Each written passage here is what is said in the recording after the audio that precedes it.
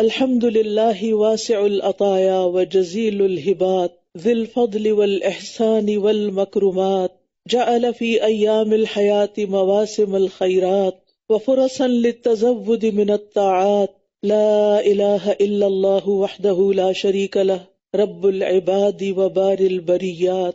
تمام قسم کی حمد اللہ کے لیے ہے جس کے عطیات اور جس کے انعامات بہت وسیع اور بہت بھاری اور عظیم ہیں، جو صاحب فضل اور صاحب احسان ہے۔ اس نے زندگی میں نیکیوں کے موسم بنائے اور اس نے ایسے مواقع عطا فرمائے جس میں انسان نیکیوں کا زیادہ راہ جمع کر سکتا ہے۔ اللہ کے سوا کوئی معبود نہیں، وہ اکیلا ہے، اس کا کوئی شریک نہیں، وہ بندوں کا رب اور مخلوقات کو پیدا کرنے والا ہے۔ اہلاً و سہلاً یا رمضان، رمضان کو اہلاً و سہلاً، آپ سب کو اہلاً و سہلاً۔ اللہ سبحانہ وتعالی ہم سب کو اس رمضان میں بھرپور عبادت کی توفیق عطا فرمائے، اور جیسے ہمارا رب چاہتا ہے ہم اس طرح اس رمضان کو گزاریں۔ اللہم وفقنا لما تحب وترضى۔ یہ اللہ سبحانہ وتعالی کا بہت بڑا احسان ہے کہ اس نے ہمیں رمضان کے قریب کر دیا ہے۔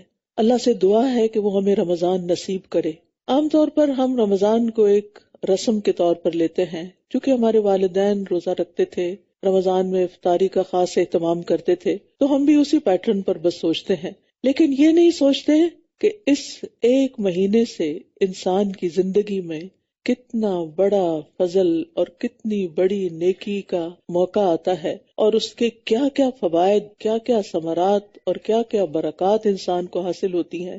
اس سلسلے میں مسند احمد کی ایک حدیث آپ کے سامنے رکھوں گی جس سے اس ایک مہینے کی ویلیو اور اس کی فضیلت آپ کو سمجھ میں آئے کہ آپ کو کتنا بڑا انعام ملنے والا ہے۔ ابو ہریرہ رضی اللہ عنہ کہتے ہیں کہ قبیلہ قزاع کے خاندان بلیغ کے 2 شخص نبی صلی اللہ علیہ وسلم پر اکٹھے ایمان لائے۔ ان میں سے ایک تو جہاد کرتے ہوئے شہید ہو گیا اور دوسرا 1 سال بعد مزید زندہ رہا اور پھر فوت ہوا، یعنی 1 سال کے وقفے کے بعد فوت ہوا، شہید نہیں ہوا۔ طلحہ بن عبید اللہ کہتے ہیں کہ میں نے خواب میں دیکھا کہ وہ شخص جس کا 1 سال بعد انتقال ہوا اس شہید سے بھی پہلے جنت میں داخل ہوا ہے۔ ورنہ ہم تو سوچتے ہیں نا کہ شہید کا درجہ سب سے افضل ہے اور وہ ہم سے آگے ہوں گے، لیکن یہاں جو شخص بعد میں فوت ہوا وہ شہید سے بھی پہلے جنت میں داخل ہوا۔ تو مجھے اس پر بہت تعجب ہوا۔ صبح میں نے رسول اللہ صلی اللہ علیہ وسلم کو یہ خواب سنایا تو رسول اللہ صلی اللہ علیہ وسلم نے فرمایا، کیا اس نے اس کے بعد یعنی پہلے شخص کے بعد، شہید کے بعد رمضان کے روزے نہیں رکھے اور سال بھر کی 6000 اور اتنی زیادہ رکعتیں نہیں پڑھی؟ یعنی 1 سال کے رمضان کے روزے اور نمازیں اس شخص کو شہید سے بھی آگے لے گئیں۔ ہم بعض اوقات جب اپنا فرض ادا کرتے ہیں تو ہم سمجھتے ہیں کہ یہ ایک فریضہ ہے، بس پورا کر لو، روزہ رکھنا ہے رکھ لو، نماز پڑھنی ہے پڑھ لو، بس ایک مشینی انداز میں یہ کام کرتے رہتے ہیں، لیکن یہ نہیں سوچتے کہ یہ ہمارے درجات کی بلندی کا باعث بنتے ہیں اور ہمیں اللہ تعالیٰ کا قرب نصیب کرتے ہیں۔ تو خوش قسمت ہے وہ شخص جس کو اللہ تعالیٰ لمبی زندگی دے اور پھر نیکیوں سے بھرپور دے اور نیکی کے موسموں اور نیکی کے اوقات سے بھرپور فائدہ اٹھانے کی توفیق عطا کرے۔ بعض سلف کے بارے میں آتا ہے، سلف کہتے ہیں ان لوگوں کو جو پہلے کے نیک لوگ تھے، گزشتہ نیک لوگ ابتدائی صدیوں کے، کہ وہ 6 ماہ تک یہ دعا کرتے، اے اللہ ہمیں رمضان تک پہنچا دے، یعنی اتنے حریص ہوتے تھے کہ انہیں رمضان ملے، اور پھر وہ رمضان کے بعد 5 ماہ تک یہ دعا کرتے رہتے کہ اے اللہ ہمارے رمضان کے روزے قبول فرما لے۔ کیا ہم نے بھی یہ دعائیں کبھی کی؟ ہم میں سے کتنے لوگوں نے یہ دعا کی کہ یا اللہ ہمیں رمضان تک پہنچا دے، اللہم بلغنا رمضان؟ یہ دعا اس لیے کیا کرتے تھے کہ وہ اس کے فائدوں کو جانتے تھے، اس کی برکتوں کو سمجھتے تھے، اس میں ملنے والے انعامات کو سمجھتے تھے۔ پھر جب رمضان داخل ہو جاتا تو اللہ تعالیٰ سے دعا فرماتے کہ وہ انہیں اس میں عمل صالح کرنے کی توفیق عطا فرمائے، اور جب رمضان ختم ہوتا تو دعا کرتے کہ جو کچھ بھی ہم نے اس رمضان میں کیا اللہ تعالیٰ اس کو قبول فرما لے، کیونکہ جو اللہ کے سچے بندے ہوتے ہیں، ایمان والے بندے ہوتے ہیں، وہ نیکی کرنے کے بعد کسی فخر اور غرور میں مبتلا نہیں ہوتے، بلکہ پھر بھی ڈرتے رہتے ہیں کہ جو کچھ ہم نے کیا وہ قبول بھی ہو جائے۔ سورۃ المومنون میں آتا ہے والذین یؤتون ما آتوا وقلوبهم وجلة انہم الی ربہم راجعون اولئک یسارعون فی الخیرات وہم لہا سابقون۔ اور وہ کہ انہوں نے جو کچھ دیا اس حال میں دیتے ہیں کہ ان کے دل ڈرنے والے ہوتے ہیں، کہ یقیناً وہ اپنے رب ہی کی طرف لوٹنے والے ہیں۔ یہ لوگ ہیں جو نیکی کے کاموں میں جلدی کرتے ہیں اور یہی ان کی طرف آگے نکلنے والے ہیں۔ اور پھر آپ دیکھیے کہ جب رمضان آتا ہے تو رمضان کے داخل ہونے سے پہلے ہی اس کا استقبال کر لینا چاہیے، یعنی اس کو ویلکم کرنا چاہیے، اس کے لیے تیاری کرنی چاہیے۔ ابو بکر البلخی کہتے ہیں ماہ رجب کھیتی لگانے کا مہینہ ہے، ماہ شعبان کھیتی کو پانی لگانے کا، اور ماہ رمضان کھیتی کاٹنے کا۔ یعنی رجب سے ہی تیاری شروع کر دینی چاہیے، اور شعبان میں تو اور زیادہ آگے بڑھنا چاہیے، اور پھر رمضان میں پوری تیاری کے ساتھ داخل ہونا چاہیے تاکہ کوئی بھی ہمارا وقت ضائع نہ ہو۔ اور وہ یہ بھی کہتے ہیں کہ ماہ رجب کی مثال ہوا کی طرح ہے، ماہ شعبان کی بادلوں کی طرح، جنہیں پہلے ہوا چلتی پھر بادل آتے ہیں، اور ماہ رمضان کی مثال بارش جیسی ہے۔ اور جس نے ماہ رجب میں نہ تو کھیتی بوئی نہ شعبان میں کھیتی کو پانی لگایا تو وہ رمضان میں کیسی کھیتی کاٹنا چاہے گا؟ یعنی پھر وہ رمضان اس طرح نہیں گزار سکے گا جس طرح ایک تیاری کے ساتھ جو شخص رمضان میں داخل ہوتا ہے وہ اس رمضان کے مہینے کو گزارتا ہے۔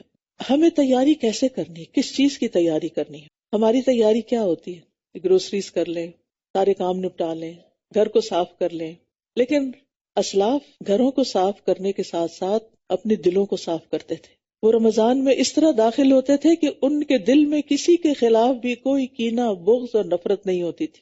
یہ تھی ان کے رمضان کی تیاری۔ اور یہ سب کچھ کیسے نکلتا ہے دلوں سے؟ اس وقت نکلتا ہے جب دل کے اندر ایمان راسخ ہو جاتا ہے۔ اسی لیے رسول اللہ صلی اللہ علیہ وسلم نے فرمایا، ان ابی ہریرہ قال قال رسول اللہ صلی اللہ علیہ وسلم من صام رمضان ایمانا واحتسابا غفر له ما تقدم من ذنبه، جس نے رمضان کے روزے ایمان کی حالت میں حصول ثواب کے لیے رکھے تو اس کے پچھلے گناہ معاف کر دیے جائیں گے۔ گویا رمضان سے پورا فائدہ اٹھانے کے لیے ہمیں اپنے ایمان کی تجدید کی ضرورت ہے، ہمیں اپنے ایمان کو تازہ کرنا ہے اور اپنی نیت میں اخلاص پیدا کرنا ہے کہ ان روزوں سے ہمارا مقصد کوئی ڈائٹنگ کرنا نہ ہو، کوئی صحت اچھی کرنا نہ ہو، وہ تو ہو ہی جائے گی، وہ تو اس کی بائی پروڈکٹ ہے، لیکن اصل مقصد کیا ہو کہ ہمارا ایمان اور مضبوط ہو جائے اور ہمیں اللہ سبحانہ تعالیٰ کے ہاں اس کا اجر و ثواب ملے۔ اگر ہم رمضان کی تیاری کرنا چاہتے ہیں تو اس کے لیے ایمان میں سچائی کی ضرورت ہے۔ ایمانی لحاظ سے تیاری کیوں ضروری ہے؟ ایمان کی تجدید کی کیوں ضرورت ہے؟ اس لیے کہ اعمال کی قبولیت کی بنیاد ہی ایمان پر ہے۔ جتنا اچھا ایمان ہوگا، جتنا مضبوط ایمان ہوگا، جتنا پکا ایمان ہوگا، اتنا ہی عمل کا اجر و ثواب بڑھ جائے گا، کیونکہ نبی صلی اللہ علیہ وسلم نے رمضان کی جزا کو، روزے کی جزا کو اور رات کے قیام کو ایمان اور احتساب پر مرتب کیا ہے، اور ثواب کے حاصل ہونے کی شرط بتائی ہے۔ وَمَنْ صَامَ رَمَضَانَ إِيمَانًا وَاحْتِسَابًا غُفِرَ لَهُ مَا تَقَدَّمَ مِنْ ذَنْبِهِ، جس نے ایمان اور احتساب ثواب کی نیت سے روزے رکھے اس کے پچھلے سارے گناہ معاف ہو جائیں گے۔ وہ گناہ جو بالغ ہونے کی عمر میں کیے، وہ گناہ جو بلوغت کے بعد کیے، جوانی میں کیے، اور پھر بڑھاپے تک جو گناہ ہوتے رہے، وہ گناہ جو پچھلے سال کیے رمضان کے بعد سے، وہ گناہ جو پچھلے مہینے کیے، وہ گناہ جو پچھلے ہفتے کیے، وہ گناہ جو پچھلے دن کیے، وہ سارے کے سارے بالکل صاف ستھرے ہو جائیں گے جب رمضان میں داخل ہوں گے، اور ایمان کے ساتھ داخل ہوں گے، ایمان کی مضبوطی کے ساتھ داخل ہوں گے، کیونکہ کوئی بھی نیکی ایمان کے بغیر قبول نہیں۔ سورۃ الحدید میں اللہ تعالیٰ فرماتے ہیں، آمنوا باللہ ورسولہ وانفقوا مما جعلکم مستخلفین فیہ فالذین آمنوا منکم وانفقوا لہم اجر کبیر۔ اللہ اور اس کے رسول پر ایمان لاؤ، یہ کس سے کہا جا رہا ہے؟ ایمان والوں سے کہا جا رہا ہے۔ ایمان تو ہے، جیسے ایک اور جگہ پر آتا ہے، یا ایھا الذین آمنوا آمنوا، اے لوگو جو ایمان لائے ہو ایمان لے آؤ، اے لوگو جو ایمان لائے ہو ایمان لے آؤ۔ یعنی گویا ایمان والوں کو بھی ایمان لانے کی پھر سے ضرورت ہے، پھر سے اپنے ایمان کو تازہ کرنے کی ضرورت ہے۔ اور یہاں سورۃ الحدید میں بھی یہی کہا جا رہا ہے، آمنوا باللہ ورسولہ وانفقوا مما جعلکم مستخلفین فیہ، اللہ اور اس کے رسول پر ایمان لاؤ اور ان چیزوں میں سے خرچ کرو جن میں اس نے تمہیں پہلوں کا جانشین بنایا ہے۔ پھر وہ لوگ جو تم میں سے ایمان لائے اور انہوں نے خرچ کیا، ان کے لیے بہت بڑا اجر ہے۔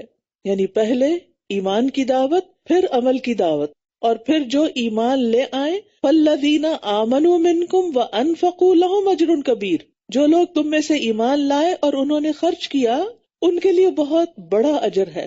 تو گویا اجر کب ملے گا؟ چاہے خرچ کرنا ہو، چاہے روزے رکھنے ہو، چاہے قیام اللیل کرنا ہو، جب ایمان ہوگا، یقین ہوگا.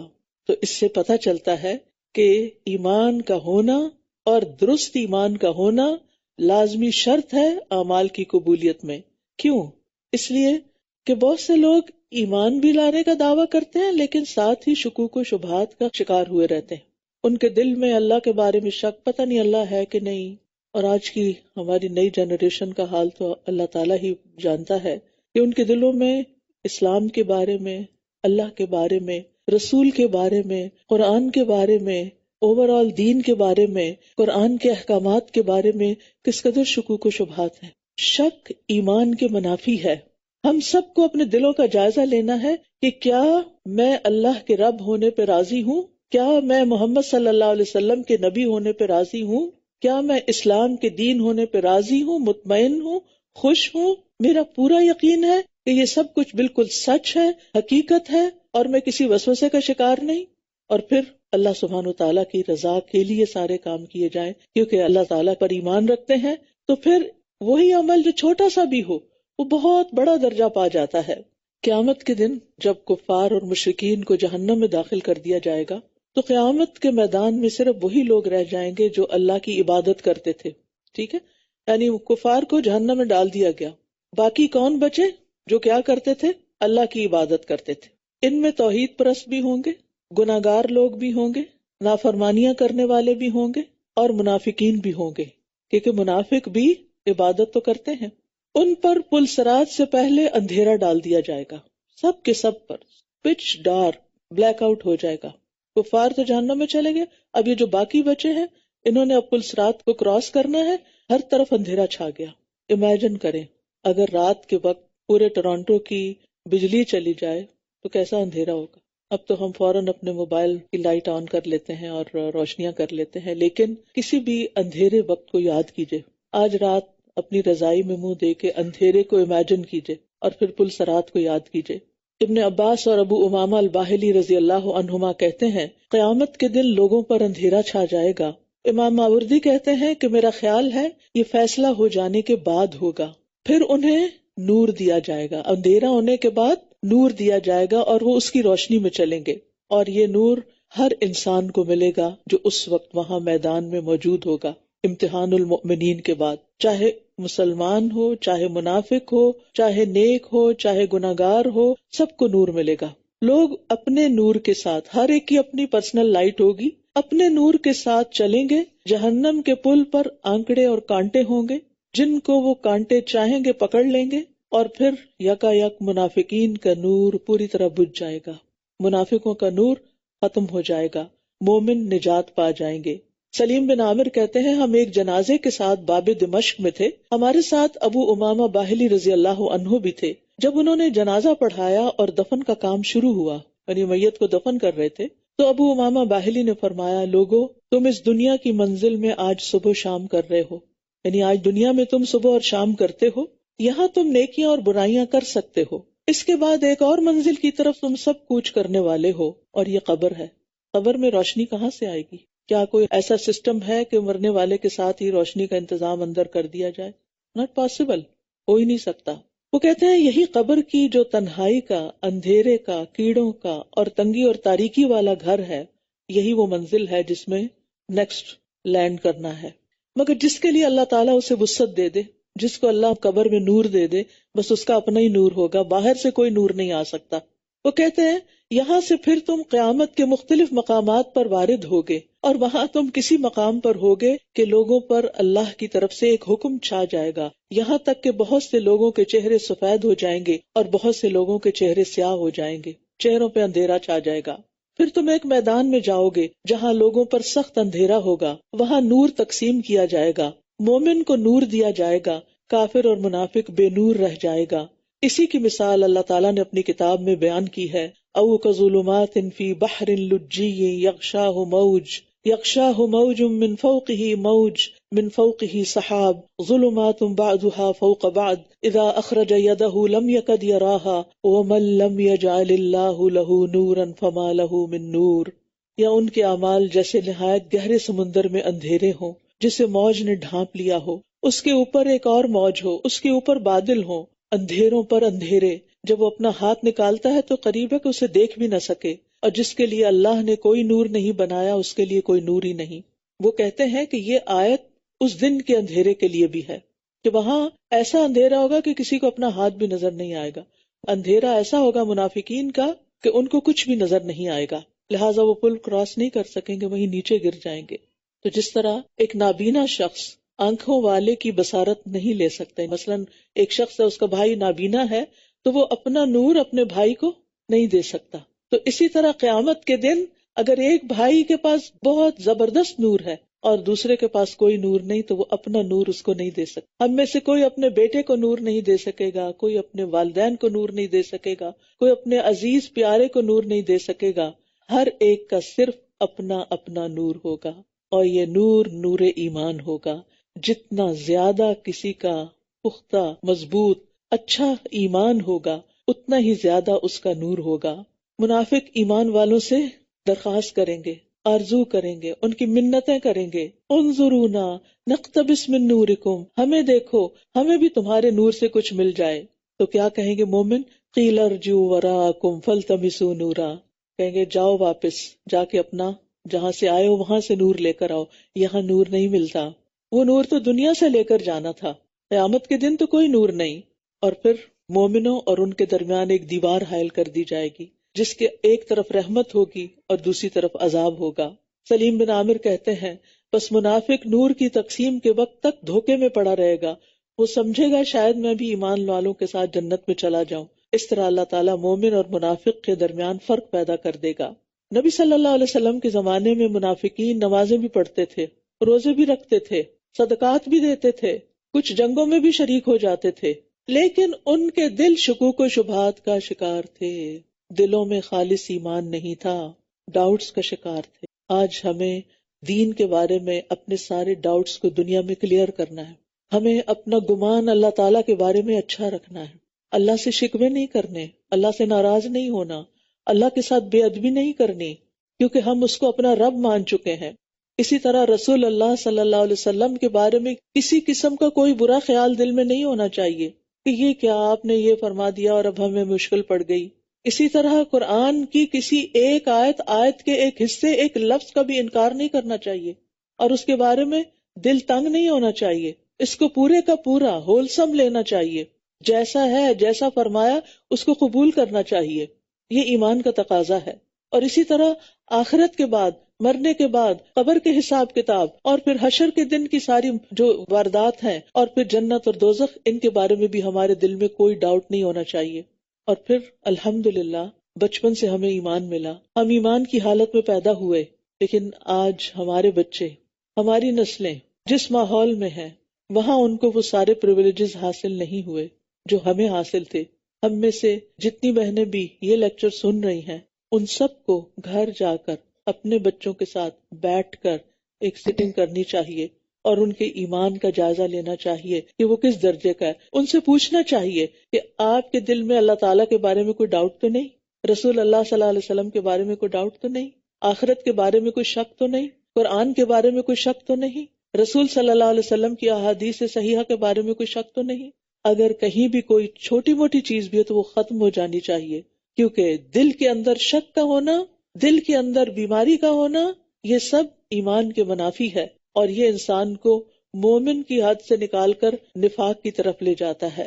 منافق قیامت کے دن پلسرات کے قریب پکاریں گے مومنوں کو، الم نکم معکم، کیا ہم تمہارے ساتھ نہیں رہتے تھے؟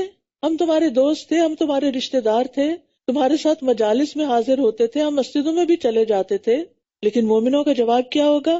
وہ کہیں گے بلا، ہاں کیوں نہیں، ساتھ تھے. وَلَكِنَّكُمْ فَتَنْتُمْ أَنفُسَكُمْ وَتَرَبَّصْتُمْ وَارْتَبْتُمْ وَغَرَّتْكُمُ الْأَمَانِيُّ حَتَّى جَاءَ أَمْرُ اللَّهِ وَغَرَّكُمْ بِاللَّهِ الْغَرُورُ. کیوں نہیں، تم رہتے تو ساتھ ہی تھے لیکن تم نے اپنے آپ کو فتنے میں ڈالے رکھا، انتظار میں رہے، شک کرتے رہے، لمبی تمناؤں نے تمہیں دھوکے میں ڈالے رکھا، یہاں تک کہ اللہ کا فیصلہ آ گیا اور اللہ کے بارے میں اس بڑے دھوکے باز یعنی شیطان نے تمہیں دھوکے میں ہی رکھا۔ تو اللہ تعالیٰ نے یہاں پر منافقین کو 5 چیزوں سے متصف کیا۔ سب سے پہلے فتنتم انفسکم، تم نے اپنے آپ کو فتنوں میں ڈالا، یعنی ایسے ماحول میں لے گئے، ایسے کاموں میں، ایسی دوستیوں میں کہ جس میں تم اچھے بھلے ہوتے ہوئے فتنے میں پڑ گئے اور تمہارے دلوں میں ڈاؤٹس پیدا ہو گئے۔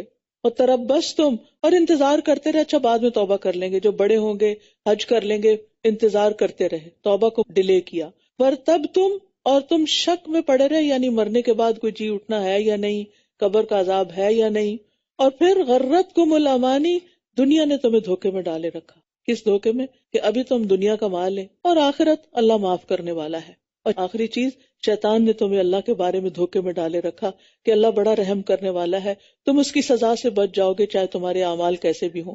تو یاد رکھیے، ایمان کے بغیر منافقین کے جو بھی عمل تھے وہ قبول نہیں ہوں گے، بلکہ ان کا ٹھکانہ کہاں ہوگا؟ آپ سب کو پتا ہے نا، فی الدرک الاسفل من النار، کیونکہ یہ دھوکے باز لوگ تھے، یہ فراڈ کر رہے تھے، صرف انسانوں کے ساتھ، صرف مومنوں کے ساتھ نہیں، اللہ اور اس کے رسول کے ساتھ بھی، کہ ظاہر میں کچھ تھے، اندر سے کچھ اور تھے، لہٰذا ان کا انجام کفار سے بھی بدتر ہوگا۔ تو یاد رکھیے، صرف ایمان کا نام لے لینا اور چند کام کر لینا یہ ایماندار ہونے پہ دلالت نہیں کرتا۔ لہٰذا بہت سے لوگ ایسے ہیں کہ جو روزے رکھتے ہیں بس ایک رسم سمجھ کر، اور اسی طرح نمازیں بھی پڑھ لیتے ہیں بس ایک روٹین سمجھ کر، لیکن وہ نہیں جانتے کہ ایمان کا تقاضا کیا ہے۔ حقیقت میں وہ اندر سے ایمان سے خالی ہوتے ہیں۔ اسی طرح کچھ لوگ کنارے پر رہ کے ایمان لاتے ہیں، یعنی جیسے سورۃ الحج میں آتا ہے وَمِنَ النَّاسِ مَن يَعْبُدُ اللَّهَ عَلَى حَرْفٍ فَإِنْ أَصَابَهُ خَيْرٌ اطْمَأَنَّ بِهِ وَإِنْ أَصَابَتْهُ فِتْنَةٌ انقلب عَلَى وَجْهِهِ خَسِرَ الدُّنْيَا وَالْآخِرَةَ ذَلِكَ هُوَ الْخُسْرَانُ الْمُبِينُ۔ اور لوگوں میں سے کوئی ایسا بھی ہے جو کنارے پہ رہ کے اللہ کی عبادت کرتا ہے، پھر اگر اسے کوئی بھلائی پہنچتی ہے تو مطمئن ہو جاتا ہے، یعنی مال مل جاتا ہے، اولاد مل جاتی ہے، کوئی دنیا کی نعمتیں اور کامیابیاں ملتی ہیں تو اللہ سے راضی رہتا ہے، اور اگر اسے کوئی آزمائش آتی ہے تو وہ اپنے چہرے پہ واپس پلٹ جاتا ہے، مجھے ایسا دین نہیں چاہیے۔ اس نے دنیا اور آخرت دونوں کا نقصان اٹھایا، یہی کھلا خسارہ ہے۔ کیا ہم میں ایسے لوگ نہیں کہ جن کو کوئی تکلیف آئے تو نمازیں ہی چھوڑ دیتے ہیں، وہ دین کے احکامات کو ہی چھوڑ دیتے ہیں، بعض خواتین پردہ اتار دیتی ہیں، بعض لوگ دین کی مجلسوں میں آنا چھوڑ دیتے ہیں۔ بھئی کیا ہوا؟ ہم نے اتنی دعائیں کی تھی لیکن ہماری دعائیں نہیں سنی گئی، پتہ نہیں اللہ ہے بھی کہ نہیں، اگر وہ ہوتا تو ایسا نہ ہوتا۔ کوئی مسلمان یہ باتیں نہیں کہہ سکتا، اور اگر کوئی ایسے کہتا تو پھر وہ مسلمان ہی نہیں رہتا، وہ نفاق کا شکار ہو جاتا ہے۔ یعنی خیر پر تو مطمئن ہوتے ہیں لیکن اللہ پر یقین نہیں رکھتے، خیر مل جائے تو سب ٹھیک ہے، لیکن یاد رکھیے اللہ تعالیٰ ہر ایک کو آزماتا ہے۔ احسب الناس ان یترکوا ان یقولوا آمنا وهم لا یفتنون، کیا لوگوں نے سمجھ رکھا ہے کہ وہ صرف اتنا کہنے پہ چھوڑ دیے جائیں گے کہ ہم ایمان لائے اور وہ آزمائے نہیں جائیں گے؟ آزمائش تو سب کی ہوگی۔ وَلَقَدْ فَتَنَّا الَّذِينَ مِن قَبْلِهِمْ فَلَيَعْلَمَنَّ اللَّهُ الَّذِينَ صَدَقُوا وَلَيَعْلَمَنَّ الْكَاذِبِينَ، اور یقیناً ہم نے ان لوگوں کو بھی آزمایا تھا جو ان سے پہلے تھے، بس اللہ ضرور جانچ لے گا ان لوگوں کو جنہوں نے سچ کہا، اور وہ ضرور معلوم کر لے گا جھوٹوں کو بھی۔ تو اللہ نے پرکھنا ہے، امتحان ہونے ہیں، اس کے لیے تیار رہیے۔ جو بھی لا الہ الا اللہ کہتا ہے اس کا امتحان ہوتا ہے۔ اسی لیے علامہ اقبال نے کہا تھا چمی گویم مسلمانم بلرزم کہ می دانم مشکلات لا الہ را، جب میں کہتا ہوں کہ میں مسلمان ہوں تو میں لرز جاتا ہوں، کیونکہ مجھے پتا ہے کہ لا الہ الا اللہ کہنے کی مشکلات کیا ہیں، اس میں انسان کو قربانیاں کرنی پڑتی ہیں۔ لہٰذا مومن اور منافق میں ظاہری اعمال کا فرق نہیں ہوتا بلکہ باطنی اعمال کا فرق ہے۔ اس لیے ہم سب کو رمضان سے پہلے اپنے باطن کا جائزہ لینا ہے، اپنے اندر کا جائزہ لینا ہے۔ نبی صلی اللہ علیہ وسلم نے فرمایا 3 خصلتیں جس میں ہوں وہ منافق ہے، اگرچہ وہ روزے رکھے اور نماز ادا کرے اور حج اور عمرہ کرے، اور وہ یہ کہے کہ میں مسلمان ہوں، وہ کہے بھی کہ میں مسلمان ہوں اور سارے کام کر رہا ہے، لیکن جب بات کرے تو جھوٹ بولے، جب وعدہ کرے تو وعدہ خلافی کرے، اور جب امانت دی جائے تو خیانت کرے۔ آج آپ دیکھیں کہ مسلمانوں کے اندر یہ چیزیں، دنیا کے کسی بھی خطے میں رہتے ہیں، اپنے آپ کو بظاہر مسلمان کہتے ہیں لیکن اپنے اعمال میں ان سب چیزوں کا شکار ہے۔ اللہ تعالیٰ ہمیں اس سے نکالے اور ہمارے ایمان کو محفوظ رکھے۔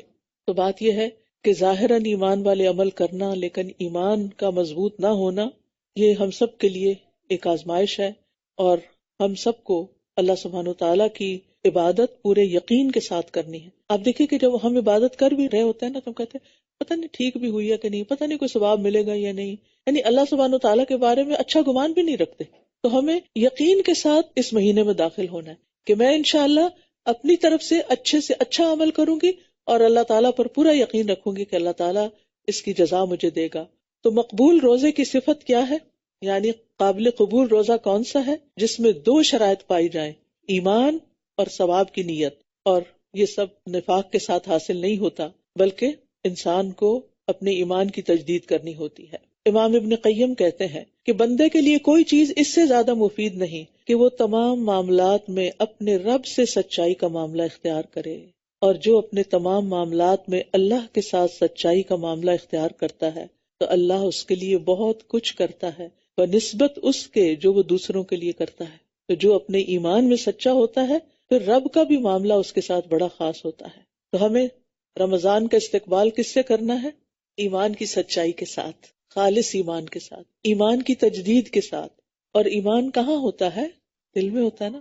زبان تو اقرار کرتی ہے، عمل اس کی تصدیق کرتا ہے، لیکن جو دل کے اندر ہے نا، اپنے دل کو ٹٹولتے رہے. جو ہی رمضان کا خیال ہے، روزے کا خیال ہے، نماز کا خیال، اندر کو دیکھیں. کیونکہ منافقین نماز کی طرف جاتے ہیں کیسے؟ سستی سے. اللہ کی راہ میں خرچ کرتے ہیں مصیبت سمجھ کے. ہمیں نیکی کرنی ہے خوشی سے. روزہ مصیبت سمجھ کے نہیں رکھنا، خوشی سے رکھنا ہے. کیونکہ جس سے محبت ہوتی ہے اس کے لیے قربانی اور اس کی پسندیدہ چیز، اس کا پسندیدہ کام خوشی سے انسان کرتا ہے. ماں کتنی بھی تھکی بھی ہو، گہری نیند سو رہی ہو، جب بچہ روتا ہے تو کیا کرتی؟ بے چین ہو اٹھتی، ایک دم اٹھ جاتی ہے. اللہ کی محبت اگر دل میں ہے تو پھر روزہ مشکل نہیں لگے گا، پھر رات کا قیام مشکل نہیں لگے گا، پھر اللہ کے راستے میں خرچ کرنا مشکل نہیں لگے گا. لہٰذا رمضان کی تیاری، رمضان کا استقبال ایمان کے ساتھ.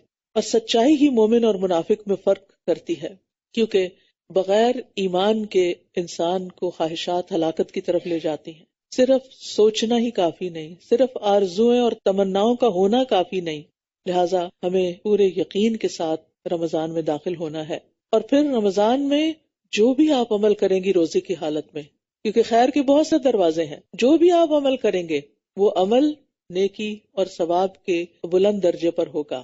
مثلاً آپ پسند کرتے ہیں کہ آپ علم حاصل کریں، لیکن موقع کچھ ایسا ہے کہ علم کی مجالس میں حاضر نہیں ہو سکتے. اب اس کا یہ مطلب نہیں کہ آپ پر خیر کا دروازہ ہی بند ہو گیا، اب آپ کچھ اور نہیں کر سکتے. ٹھیک ہے، علم کے ذریعے خیر کے بہت سے دروازے کھلتے ہیں، لیکن اگر کسی وجہ سے اس سال آپ کے لیے یہ ممکن نہ ہوا تو اللہ تعالیٰ آپ کے لیے کوئی اور دروازہ کھول دے گا.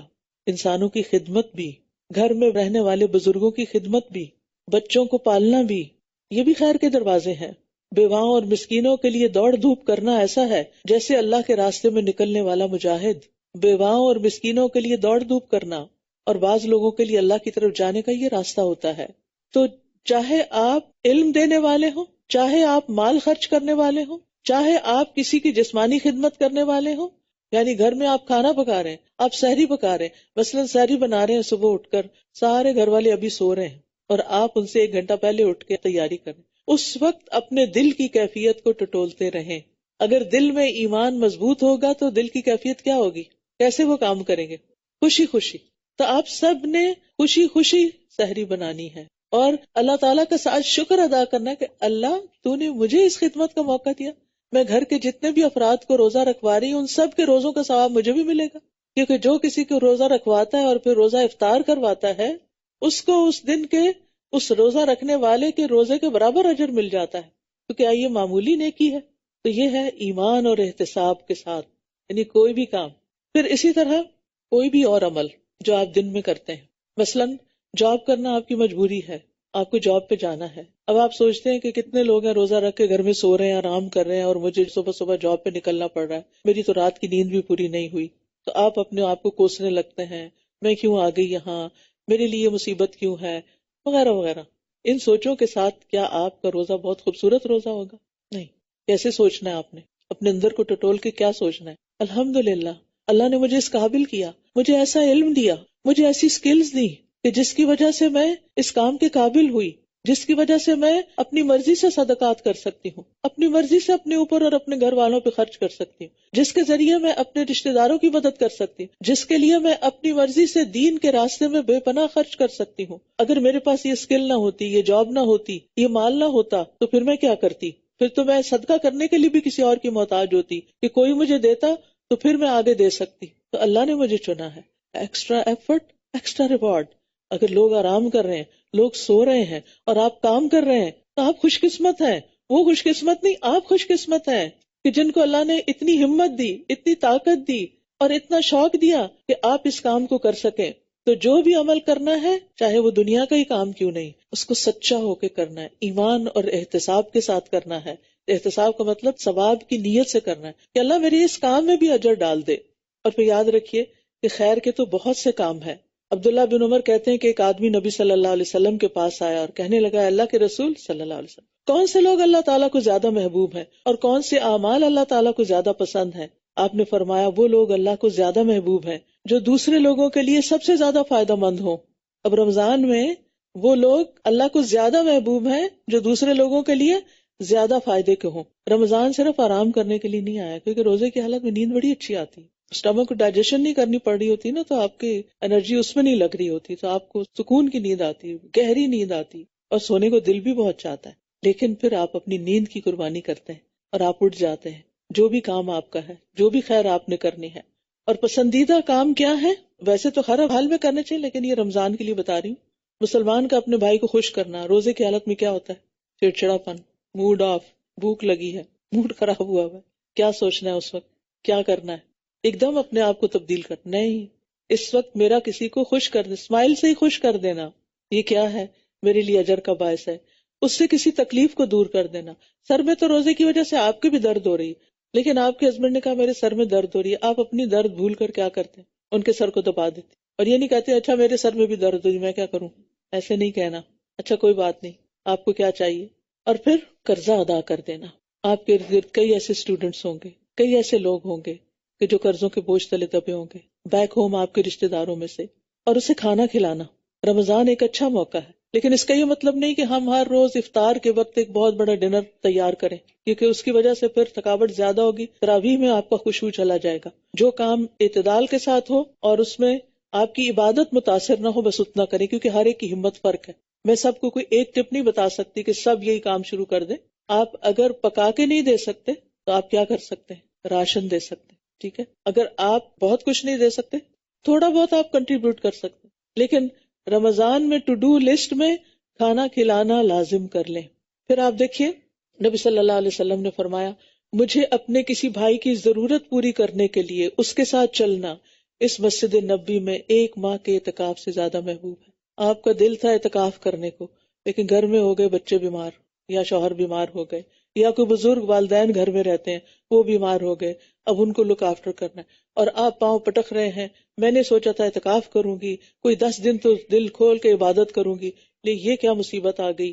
نہیں، اعتکاف کا اجر تو نیت کی وجہ سے مل جائے گا آپ کو، اور خدمت کا الگ اجر مل جائے گا، اور اس تکلیف اٹھانے کا، اور پھر روزے کا، اور وہ باقی عبادات کا ساتھ ساتھ۔ پھر آپ نے فرمایا، جس نے اپنے غضب کو روک لیا، روزے کی حالت میں کیا ہوتا ہے؟ غصہ آتا ہے، جس نے اپنا غصہ روک لیا اللہ تعالیٰ اس کی خامیوں پر پردہ ڈالے گا۔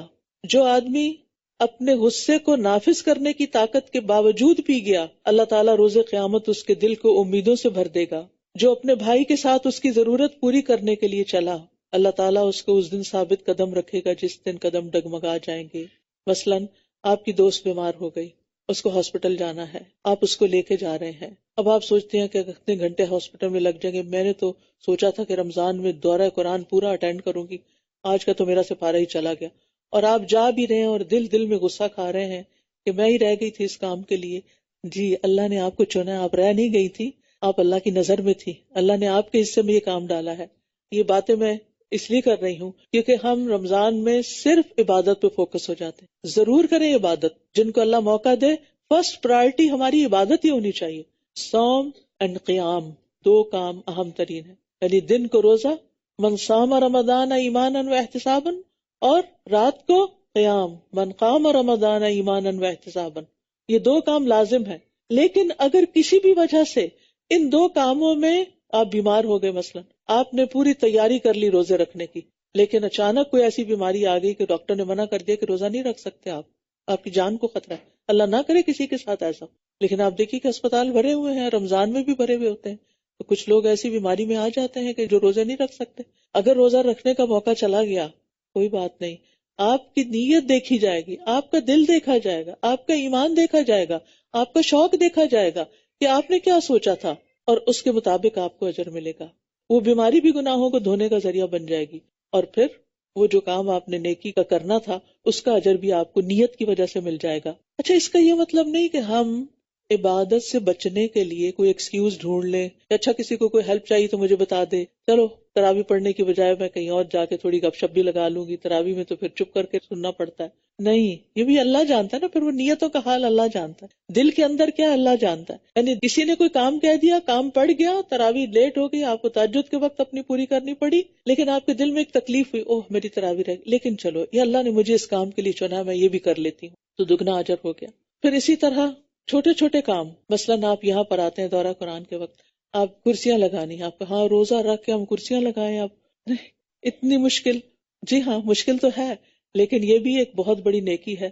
آپ کی لگائی ہوئی کرسی پر جو بیٹھ کے جتنی دیر قرآن سنے گا انشاءاللہ اس کا سارا اجر آپ کو بھی ملے گا، کیونکہ آپ نے اس کو ایک فیسلٹی فراہم کی.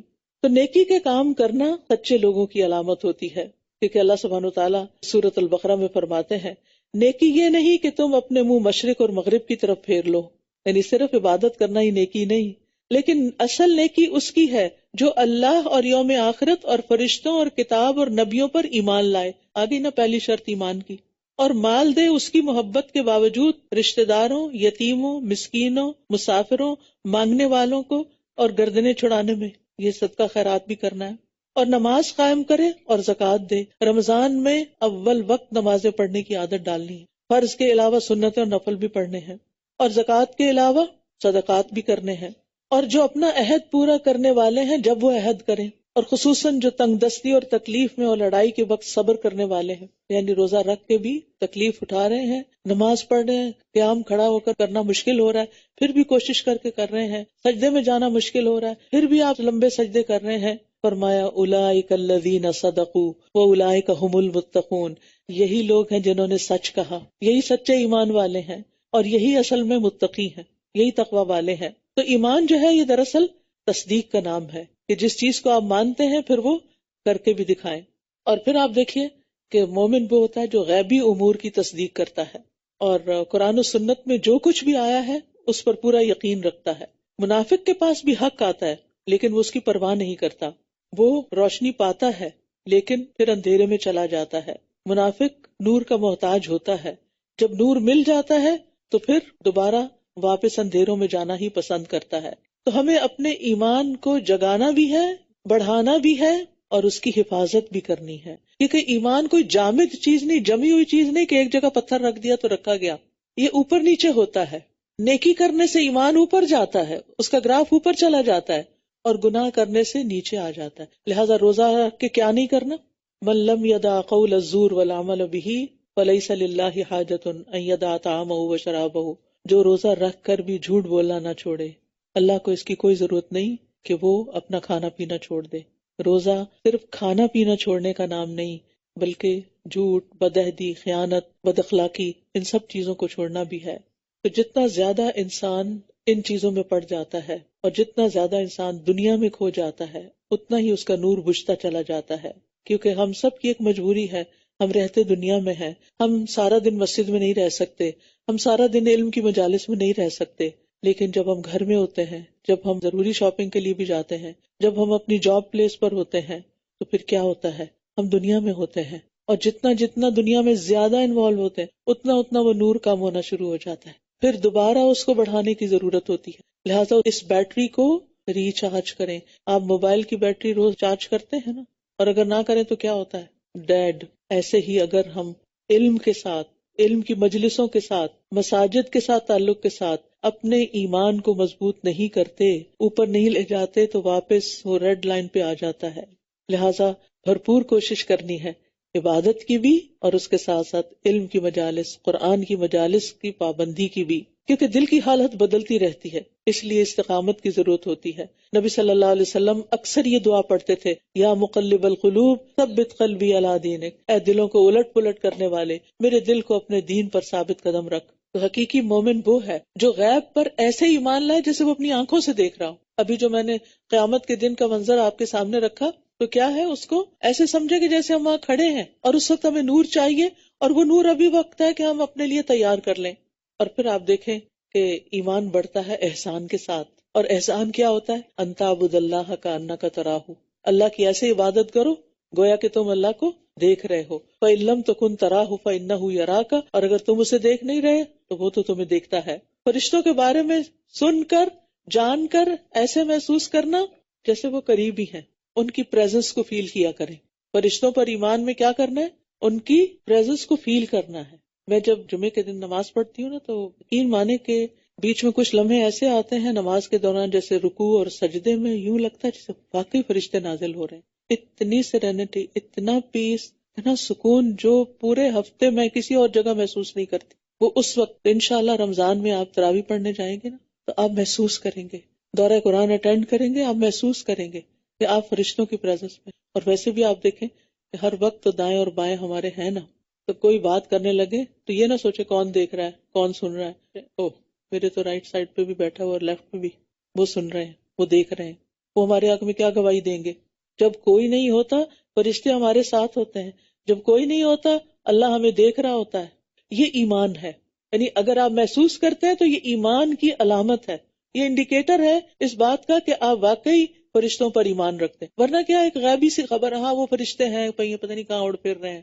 فرشتے تو علم کی مجالس پر بھی آتے ہیں اور وہ سنتے ہیں اور وہ جا کے گواہی دیتے ہیں. یعنی آپ ایسے اس طرح ان چیزوں کو محسوس کریں. قرآن دیکھیں تو آپ کا دل محبت سے بھر جائے، آپ اسے سینے سے لگایا کریں، آپ اس کو پڑھا کریں. آپ کہیں یہ میرے رب کا کلام، یہ میرے رب کی بات. آپ اس کو کسی انسان کی بات سمجھ کے نہیں پڑھا کریں، اس کو محسوس کیا کریں. قرآن سے محبت ایمان کی علامت ہے.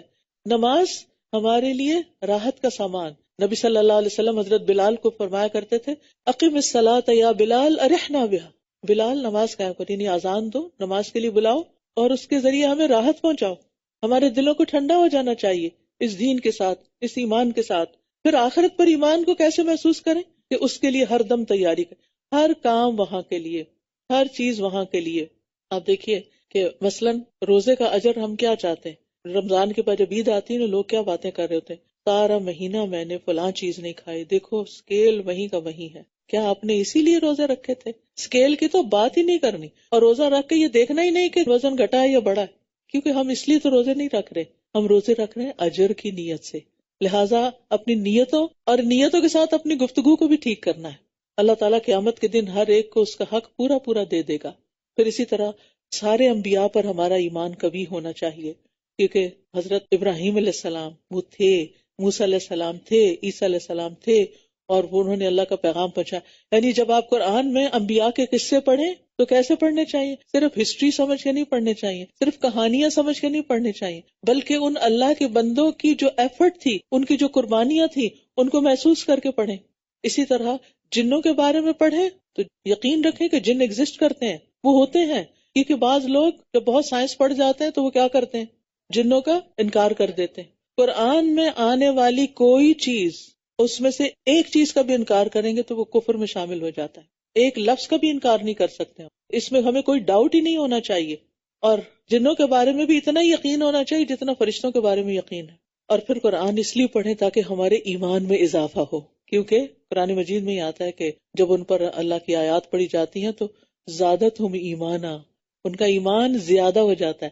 تو انشاءاللہ اس رمضان میں اللہ کے فضل سے دورہ قرآن شروع کر رہے ہیں، اور اس میں بھی نیت یہی ہونی چاہیے کہ اللہ سبحانہ وتعالیٰ میرے علم کا نور بڑھا دے، اور پھر میرے ایمان میں اضافہ کر دے، اور میری قرآن کی سمجھ میں اضافہ کر دے، اور اس کی برکت سے میرے نیک اعمال میں اضافہ کر دے. کیونکہ جتنی جتنی روشنی اور ایمان زیادہ ہوگا عمل کی قوت بڑھے گی، کیونکہ ایمان بڑھتا ہے عمل کے ساتھ اور گھٹتا ہے گناہوں کے ساتھ. پھر اسی طرح کرنے کے کاموں میں سب سے پہلا کام تو ہم نے دل کی اصلاح، کیونکہ قیامت کے دن نہ مال کام آئے گا نہ بیٹے. یوم لا ينفع مال ولا بنون الا من اتى اللہ بقلب سلیم. جس دن نہ مال کام آئے گا نہ بیٹے کام آئیں گے مگر جو اللہ کے پاس سلامت دل لے کر آیا. تو اپنے دل کو ایمان کی غذا دینی ہے اور اپنے دل کو قلب مطمئنہ بنانا ہے، اور پھر اس کے اندر اس نور کی دعا کرنی ہے، اللہم اجعل فی قلبی نورا، کہ اللہ میرے دل کو نور سے بھر دے، میرے دل میں نور پیدا کر دے، کیونکہ جب نور آتا ہے، جب روشنی آتی ہے تو حقائق واضح نظر آنے لگتے ہیں، کرنے کے کام کیا ہیں وہ سمجھ آنے لگتے ہیں، چھوڑنے کی چیزیں کیا ہیں سمجھ آنے لگتی ہیں۔ بعض اوقات شیطان ہمیں دھوکے میں مبتلا رکھتا ہے، کچھ چیزوں کے بارے میں ہمیں کنفیوز رکھتا ہے اور ہمارے عقائد میں بگاڑ پیدا کرتا ہے، لہٰذا شیطان کے دھوکے سے بھی بچنا ہے، شیطان کی چالوں سے بھی بچنا ہے، کیونکہ بعض اوقات شیطان برائی کو ہمارے لیے خوشنما بناتا ہے اور بعض اوقات اعلیٰ درجے کے کام کو پیچھے کر کے کم درجے کے کام کو سامنے لے آتا ہے، لہٰذا شیطان کی چالوں سے بھی بچ کر رہنا ہے۔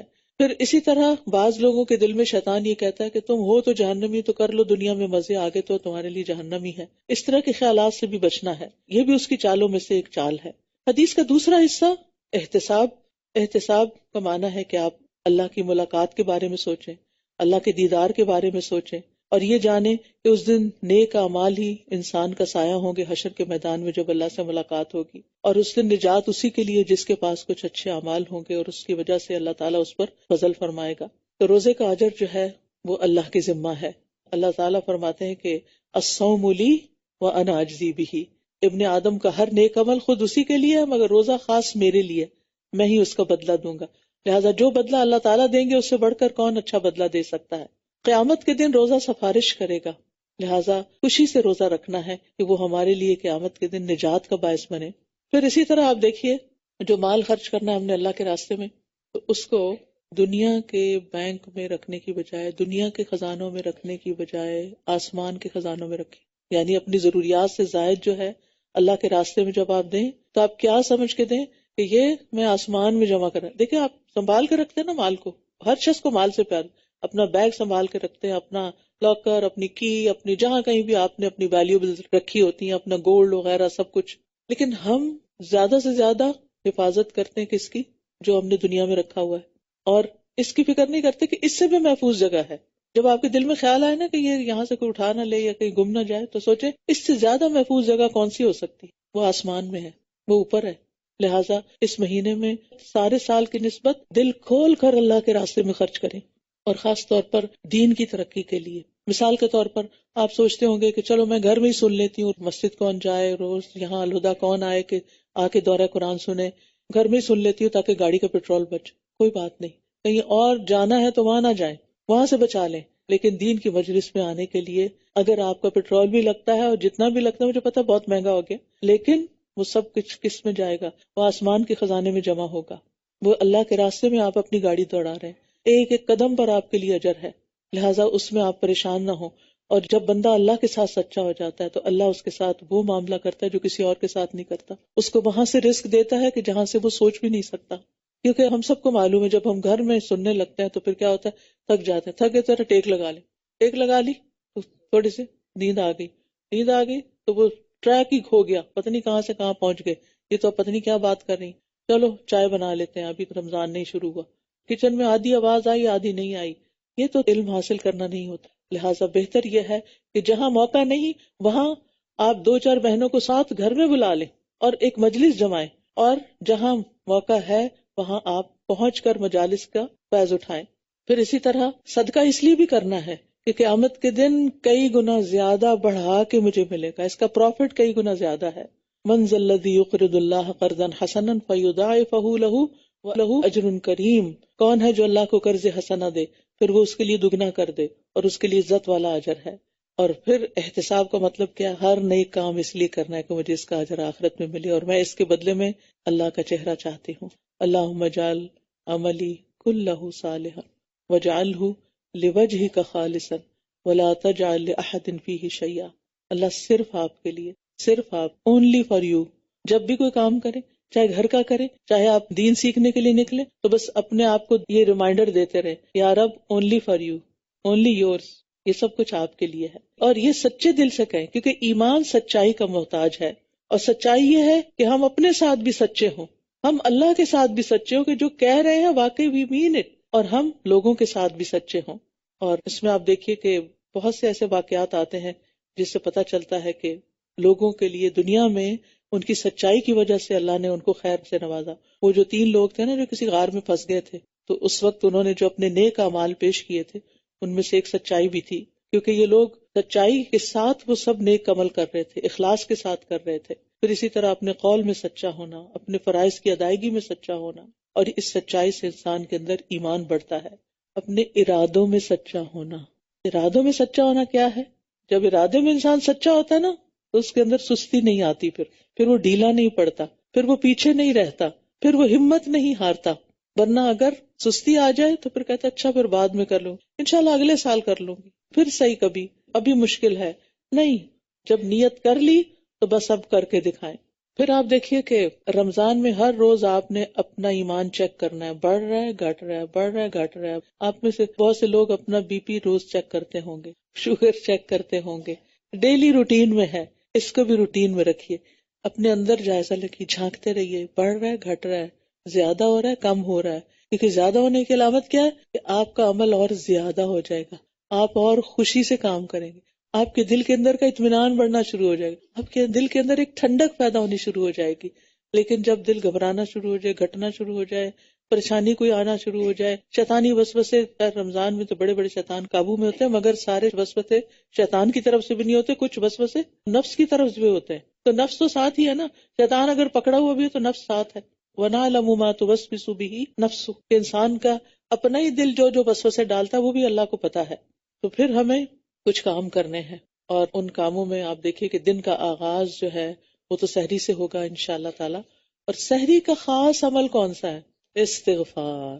ٹھیک ہے، یہاں پر ایک استغفار کا کارڈ بھی ملتا ہے، اس کی ایک ایک دعا یاد کر لیں، ہر روز اس کو ریپیٹ کر سکتے ہیں، یا جو بھی اپنے کچن میں استغفر اللہ کہیں لکھ کے لگا دیں تاکہ آپ کی نظر پڑے. ورنہ کیا ہوتا ہے، کاموں کی اتنی جلدی ہوتی ہے، کبھی فریج کھول رہے ہیں، کبھی اوون کھول رہے ہیں، کبھی کچھ کر رہے ہیں، کبھی ٹیبل لگا رہے ہیں، کبھی جگا رہے ہیں گھر والوں کو، اتنی ابڑ دبڑ ہوتی ہے کہ وہ استغفار ہی بھول جاتی ہے. کچھ لوگ تلاوت لگا لیتے ہیں، وہ بھی ٹھیک ہے، لیکن یہ تو استغفار کا وقت ہے. وَبِالْأَسْحَارِ هُمْ يَسْتَغْفِرُونَ، استغفار کے ساتھ دن کا آغاز کرنا ہے.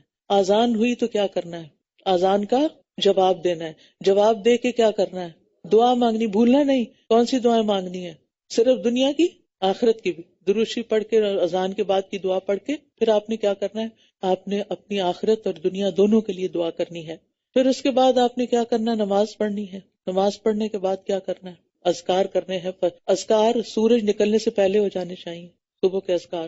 ٹھیک ہے، اور ایک تسبیح سبحان اللہ و بحمدہ کی، اور ایک تسبیح لا الہ الا اللہ کی. ٹھیک ہے، پھر اس کے بعد سورج نکل آیا ہے، سورج نکلنے تک آپ قرآن کی تلاوت کرتے رہیں. اور پھر دن کا آغاز جب قرآن کی تلاوت سے ہو تو آپ کو یوں لگے گا جیسے آپ نے بہت کچھ روحانی ناشتہ کر لیا، آپ کے دل کے اندر ایک ایمان کی لہر آ جائے گی. پھر اس کے بعد آپ کیا کریں؟ اشراق کے نفل پڑھیں. اور پھر اس کے بعد اگر آپ نے آرام کرنے کا موقع ہے تو آرام کریں، کام پہ جانا تو کام پہ جا کے واپس آ کے آرام کریں. ابن رجب کہتے ہیں ام المومنین عائشہ رضی اللہ عنہا رمضان المبارک میں صبح کے وقت مصحف کی تلاوت کرتی، اور جب سورج طلوع ہوتا تو سو جاتی، یعنی بعد میں پھر آرام کرتی.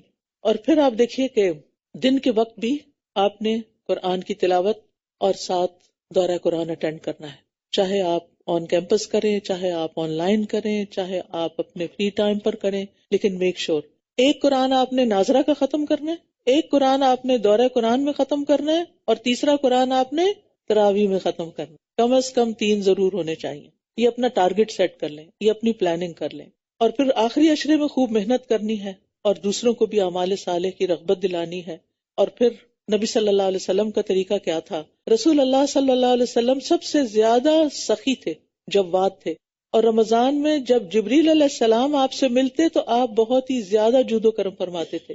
اور رمضان میں جبریل علیہ السلام ہر رات آپ سے ملاقات کرتے تھے اور آپ کے ساتھ قرآن کا دور کرتے تھے. آپ اکیلے بھی تو کر سکتے لیکن آپ جبریل کے ساتھ کرتے. تو صرف اکیلے نہ کریں، کسی نہ کسی کو ساتھ شامل کریں. جو لوگ آن لائن کریں گے وہ اپنے ہمسایوں میں، نیبرز میں جا کے انہیں بتائیں کہ میں اس وقت سے اس وقت تک دورہ قرآن سنتی ہوں، آپ بھی میرے گھر آئیے. اپنے گھروں کو کھولیے، قرآن کے مرکز بنائیے. اور جو یہاں آ کر سنیں تو آپ دیکھیں گے کہ آپ کے ایمان کو بڑھانے کا ذریعہ ہوگا انشاءاللہ. حدیث میں آتا ہے نبی صلی اللہ علیہ وسلم لوگوں کو بھلائی پہنچانے میں بارش لانے والی ہوا سے بھی زیادہ جود و کرم فرمایا کرتے تھے. اور پھر روزہ اور صدقہ جمع ہونا جنت میں داخلے کا سبب ہے. رسول اللہ صلی اللہ علیہ وسلم نے فرمایا یقیناً جنت میں ایسے بالا خانے بھی ہیں جن کا اندرونی حصہ باہر سے نظر آتا ہے اور بیرونی حصہ اندر سے نظر آتا ہے. ایک دیہاتی کھڑا ہوا کہنے لگا یا رسول اللہ یہ کس کے لیے ہے؟ صلی اللہ علیہ وسلم آپ نے فرمایا اس شخص کے لیے جو اچھی بات کرے. تو آپ نے رمضان کے ہر دن اپنے بچوں سے یا نیبر سے یا کلائنٹ سے یا جاب پلیس پہ مسلم سے نان مسلم سے سوچ کے جانے ایک اچھی بات ضرور کرنی، ایک اچھی بات. ٹھیک ہے؟ اور کس نیت سے کرنی ہے کہ مجھے یہ جنت میں وہ جگہ چاہیے. جیسے دنیا میں آپ کو کسی خاص علاقے میں کوئی بنگلو پسند آ جاتا ہے نا، تو پھر آپ اس کے لیے پیسے جمع کرنے شروع کرتے ہیں. مجھے وہاں گھر چاہیے، فلاں گھر چاہیے، یہ ماڈل چاہیے، ایسی گاڑی چاہیے، تو مجھے یہ بالا خانے چاہیے. میں نے اس کے لیے یہ طریقہ اختیار کیا کہ ایک اچھی بات کسی کو بتانی. اگر خود نہیں بتانی آتی تو کسی کو دورہ قرآن کا لنک شیئر کر دیں، کسی کو کوئی کارڈ دے دیں، کتاب دے دیں، بک سٹور یہاں کھلا ہوگا، روزانہ کچھ نہ کچھ ایسی چیز لے کر آپ کسی نہ کسی کو دیں تاکہ آپ کے لیے صدقہ جاریہ بنے. دوسرا کام کھانا کھلائے، اور جیسے میں نے آپ سے ذکر کیا کہ اس کا بھی اہتمام کرنا ہے. چاہے گھر والوں کو ہی کھلائیں، اگر کسی اور کو کھلائیں، ہمسایوں کو کھلائیں، دوستوں کو کھلائیں، رشتہ داروں کو کھلائیں، غریبوں کو، مسکینوں کو، یتیموں کو، کچھ بھی جتنا آپ کر سکتے ہیں. لیکن اگر کچھ بھی نہیں اور صرف گھر والوں کو کھلا رہے تو خوشی سے یا رب تیرے چہرے کے دیدار کی خاطر تیری محبت میں کھلا رہی. وَيُطْعِمُونَ الطَّعَامَ عَلَىٰ حُبِّهِ مِسْكِينًا وَيَتِيمًا وَأَسِيرًا. اور تیسرا کام روزے رکھے. یہ تین کام جس نے کر لیے اس کو جنت کے بالا خانے مل گئے. اور رات کو جب لوگ سو رہے ہوں تو صرف اللہ کے لیے نماز ادا کرے اور وہ تراویح بھی ہو جائے گی. تو ابن رجب کہتے ہیں یہ تمام کے تمام اعمال رمضان میں سرزد ہو سکتے ہیں. رمضان میں یہ سب کچھ ہو سکتا ہے کیونکہ رمضان میں روزے دار کو فضول لغو باتیں کرنے سے منع کیا گیا، جنسی گفتگو کرنے سے منع کیا گیا ہے.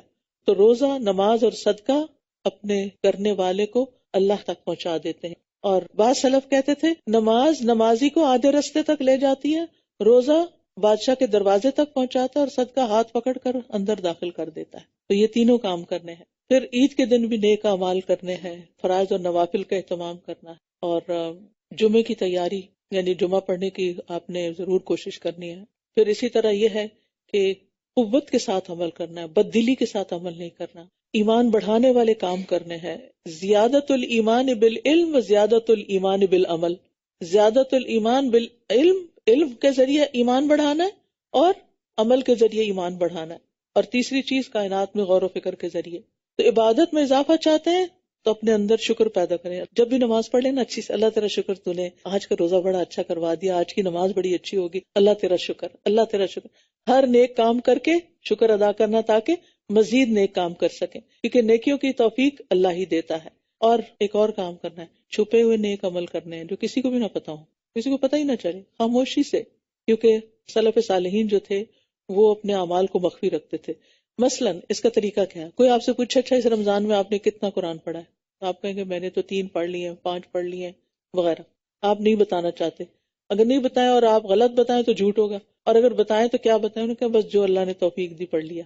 ظاہر مت کریں کہ کتنا پڑھ، کتنا صدقہ کیا، کس کو دیا، کہاں دیا. یہ باکسز رکھے ہوئے چپکے سے مٹھی بند کر کے ڈال دیں، کسی کو نہیں پتا کیا دیا، اللہ کو صرف پتا ہے. تو خفیہ عمل، آپ کے اور اللہ کے بیچ میں کچھ سیکرٹس ہونے چاہیے، راز ہونے چاہیے، وہ صرف قیامت کے دن جا کے کھلے، یہاں کسی کو نہ پتا چلے. اور ہر نیک عمل کرنے کے بعد اس کے قبول ہونے کی بھی دعا کرنی ہے کہ یا اللہ تو ہم سے قبول کر لے. تو رمضان مبارک مہینہ، برکت کا معنی ہوتا ہے کسی خیر کا بڑھنا، اور اس لیے اس میں زیادہ سے زیادہ خیر کمانا ہے. ہر روز ایک فرشتہ پکارتا ہے. جب رمضان کا مہینہ آتا ہے تو کیا کہتے ہیں؟ یا باغی الخیر ابشر و یا باغی الشر اقصر حتی ینقضی رمضان. اے خیر کے طالب آگے بڑھ، اے شر کے طالب رک جا، یہاں تک کہ رمضان ختم ہو جاتا ہے. نمازوں کی حفاظت بھی کرنی ہے، اول وقت پڑھنے ہیں، فرائض، سنتیں، نوافل، رات کا قیام، اس پر آپ نے توجہ کرنی ہے. قرآن سے زیادہ سے زیادہ تعلق جوڑنا ہے. امام مالک جو تھے جب رمضان آتا تھا حدیث کی مجلس بند کر دیتے تھے اور صرف قرآن کے ساتھ لگ جاتے تھے. اور پھر قرآن کی تلاوت کا تو آپ کو معلوم ہی ہے، ان الذین یتلون کتاب اللہ وَأَقَامُوا الصَّلَاةَ وَأَنفَقُوا مِمَّا رَزَقْنَاهُمْ سِرًّا وَعَلَانِيَةً يَرْجُونَ تِجَارَةً لَن تَبُورَ. جو لوگ اللہ کی کتاب کی تلاوت کرتے ہیں اور انہوں نے نماز قائم کی اور جو ہم نے انہیں دیا اس میں سے پوشیدہ اور ظاہر خرچ کیا، وہ ایسی تجارت کی امید رکھتے ہیں جو کبھی برباد ہی نہیں ہوگی. وہ ایسا بزنس ہے جو کبھی خسارے میں نہیں جائے گا. اور پھر آپ دیکھیے کہ نبی صلی اللہ علیہ وسلم نے فرمایا بے شک کوئی ایسی چیز نہیں جو زیادہ افضل ہو جس کے ذریعے تم اللہ کی طرف رجوع کر سکو سوائے اس کے جو اللہ کی طرف سے آئی ہے. یعنی قرآن. تو قرآن کو لازم پکڑنا ہے، یہ اللہ تعالیٰ کے قرب حاصل کرنے کا ذریعہ ہے. اور دوسرا قرب سجدے میں ہوتا ہے نا. سب سے زیادہ انسان کس میں ہوتا ہے قریب؟ اللہ کے سجدے کی حالت میں. لہٰذا سجدہ اور تھکاوٹ کے باوجود رات کا قیام اللہ تعالیٰ توفیق دے دیتا ہے. اور نبی صلی اللہ علیہ وسلم کا قیام کتنا ہوتا تھا؟ پاؤں پر، پنڈلیوں پر ورم آ جاتا تھا. تو جب آپ کی پنڈلیوں اور پاؤں پہ ورم آئے آپ خوش ہوا کریں، کہیں یہ تو نبی صلی اللہ علیہ وسلم کی سنت ہے، اللہ نے مجھے بھی چن لیا. کیونکہ بعض لوگوں کے زیادہ آ جاتا ہے، بعض لوگوں کا کم ہوتا ہے. اور ایک اور آخری چیز، خوب دعائیں کرنی ہے. اٹھتے بیٹھتے چلتے پھرتے جو چاہیے اللہ سے مانگتے جائیں، کیونکہ روزہ دار کی دعائیں قبول ہوتی ہیں. ابھی جو آپ نے آیت سنی تھی جس میں اللہ تعالیٰ فرماتے ہیں جب میرے بندے تجھ سے میرے بارے میں سوال کریں تو بے شک میں قریب ہوں، پکارنے والے کی دعا قبول کرتا ہوں جب وہ مجھے پکارے. تو لازم ہے کہ وہ میری بات مانے اور مجھ پر ایمان لائیں تاکہ وہ ہدایت پا جائے. تو نبی صلی اللہ علیہ وسلم نے فرمایا 3 لوگوں کی دعا رد نہیں ہوتی: الصائم حتی یفطر، روزہ دار کی حتیٰ کہ افطار کر لے. تو رمضان کے ہر دن اور رات میں دعا قبول ہوتی ہے. ٹھیک ہے، تو نبی صلی اللہ علیہ وسلم فرمایا ہر مسلمان کی رمضان کے دن اور رات میں ایک دعا ایسی ضرور ہوتی ہے جو قبول ہو جائے. یعنی اگر ساری نہ بھی ہو کوئی ایک ہو جائے گی. پتہ نہیں وہ ایک ہونے سے کتنا ہم پار لگ جائیں. اور لیلۃ القدر میں خصوصی طور پر آخری عشرے میں اور پھر طاق راتوں میں اور لیلۃ القدر میں اللہم انک عفو تحب العفو فاعف عنا. اور ساتھ ساتھ صدقہ خیرات میں روزے افطار کرانا، دن میں بھی خرچ کرنا، رات میں بھی کرنا ہے. کیونکہ قرآن مجید میں آتا ہے الذین ینفقون اموالهم باللیل والنہار، وہ لوگ جو اپنے مال دن کو بھی خرچ کرتے ہیں رات کو بھی کرتے ہیں. تو رات کو عام دنوں میں تو نہیں ہم کر سکتے، تو رمضان میں کیا ہوتا ہے مسجد جاتے ہیں تو آپ پہلے سے ہی چینج لا کے رکھ لیں اور جب نکلنے لگے تو ساتھ لے جائیں اور مسجد کے باکس میں ڈیلی ڈالیں. چاہے $1 ڈالیں، چاہے 50 سینٹ ڈالیں، لیکن ڈیلی کریں. کوئی پتہ نہیں کس دن کا کتنا قبول ہو جائے. آن لائن والے انونیمس کلک کر سکتے ہیں، نہیں بتانا چاہتے کہ کون ہے، تو ہماری ویب سائٹ کے اوپر انشاءاللہ اس کا پورٹل موجود ہے. اور صدقہ جو ہے وہ گناہوں کو مٹانے کا سبب ہے، آگ سے بچانے کا سبب ہے، عرش کے سائے میں جگہ کا سبب ہے. اور پھر یہ ہے کہ صلہ رحمی سے عمر بھی بڑھتی ہے اور رزق بھی بڑھتا ہے. لہٰذا رشتہ داروں کو صرف کہیں سے اٹھا کے کوئی میسج نہیں فارورڈ کر دینا، بلکہ دعا دینی یا کوئی اچھی چیز فارورڈ کرنی، کوئی اچھی بات بتانی ہے جو اوتھینٹک ہو. تو اس نیکی سے عمر میں اضافہ ہوتا ہے، رزق میں اضافہ ہوتا ہے. اور آپ سب کو دعوت دیتی ہوں کہ خود بھی اور اپنی کم از کم 5 دوستوں کو دورہ قرآن میں شریک کریں.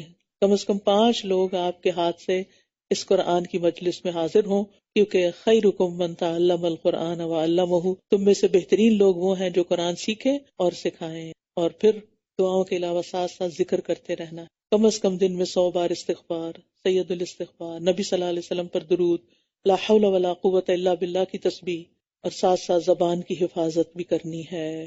ٹھیک ہے، لغو باتیں نہیں کرنی، کیونکہ جب آپ اپنے آپ کو غیر اہم سے بچائیں گے تو اہم کام کر سکیں گے.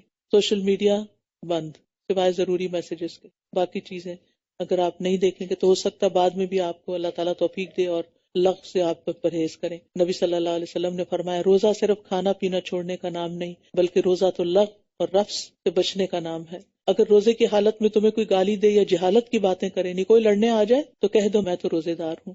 اور پھر رمضان کا استقبال اپنے دلوں کو صاف کر کے تاکہ خوب نور برسے ان پر. تو اللہ تعالیٰ سے دعا ہے کہ اللہ تعالیٰ ہمارے ایمان میں اضافہ کرے اور ہمارے نور میں اضافہ کرے، ہمارے علم میں اضافہ کرے، ہمارے عمل میں اضافہ کرے. اور رمضان اس طرح گزرے کہ ہمارے پچھلے سارے گناہ معاف ہو چکے، ہمارے گناہوں کے بوجھ ہٹ چکے ہوں. اللہ تعالیٰ اس کی برکت سے ہماری دنیا کے کاموں کو بھی بہترین کر دے، ہمیں صحت اور عافیت عطا فرمائے اور ہمیں نیکی کے مواقع سے بھرپور فائدہ اٹھانے کی توفیق دے. اللہ ہماری اولادوں، ہماری نسلوں کا ایمان بھی مضبوط کر دے. اللہ انہیں ہمارے لیے صدقہ جاریہ بنا دے اور ہمیں اپنے والدین کے لیے صدقہ جاریہ بنا دے. اللہ ہماری نمازوں میں خشوع پیدا کر دے، ہمارے ہر نیک عمل میں اخلاص پیدا کر دے. اللہ سبحانہ وتعالیٰ دنیا بھر کے مسلمانوں کی مدد فرمائے، خاص طور پر غزہ کے مسلمانوں کی جو اس وقت قسم و پرسی کی حالت میں ہیں. اللہ ان پر اپنی رحمت نازل کرے اور ان کی تکلیفوں کو دور کر دے اور ان کو اجر عظیم عطا کرے.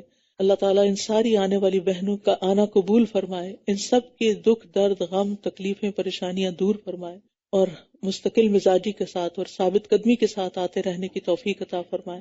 اللہ تعالیٰ ہم سے اس کو قبول کرے اور ہماری نیتوں میں اخلاص پیدا کر دے اور انتظامیہ کو اللہ تعالیٰ بہترین جزائے خیر دے جو آنے والوں کا استقبال کرتے ہیں اور ان کے لیے جگہ تیار کرتے ہیں. اللہ سبحانہ وتعالیٰ ہم سب سے راضی ہو جائے. وآخر دعوانا ان الحمد للہ رب العالمین. سبحانک اللہم و بحمدک اشہد ان لا الہ الا انت استغفرک و اتوب الیک. السلام علیکم و رحمۃ اللہ وبرکاتہ.